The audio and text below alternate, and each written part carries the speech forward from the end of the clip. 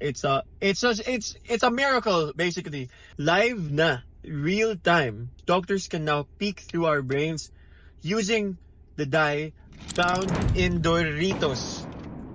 Okay, guys, there is a breakthrough in medical technology.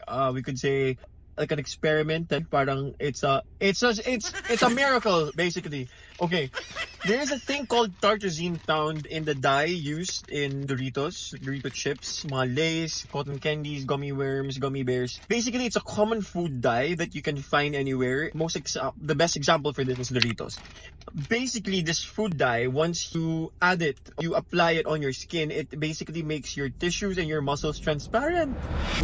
Yes, that's what happened. So, the scientists were able to find out that ang tissues natin kasi normally, if you're a normal person and you're not walking around like an invisible mutant, normally our tissues are supposed to scatter light, you know. Hindi naman dapat naglalakad tayo at nakikita ng tao yung lamang loob natin. Hindi ganun yun. But these scientists, I guess they were playing around with Doritos while having an experiment. But basically, they found out that by using this on live mice during their tests, they found that they were able to see real-time gut movements o yung pagdaloy ng mga kinain ng mga daga. And even, take note, they were able to visualize blood vessels in real time in the brains of the mice or the maliliit na daga. So what does it say? What does it tell us? This is showing big promise, you know, for things like early cancer detection, our gut health monitoring, and of course, brain imaging. Can you imagine?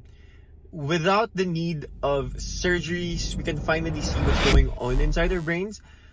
This can potentially be used for things like conditions like Alzheimer's, stroke, any other neurological conditions. Basta kailangan mong tingnan yung utak. Hindi mo na kailangan to operahan just to see whether the blood vessels are rupturing or are they healthy or something is going on. Live na, real time. Scientists or in the future, doctors can now peek through our brains using the dye found in Doritos. At dahil dyan, kakain tayo ng isang Dorito chip para sa makasaysayang araw na to. By the way, this was published last September 6 and I will link to you below in the comments kung saan ko nabasa itong research na to. So para hindi nyo ako masabihan ng fake news. But so far, this is proving to be quite an exciting news. So cheers! Tara!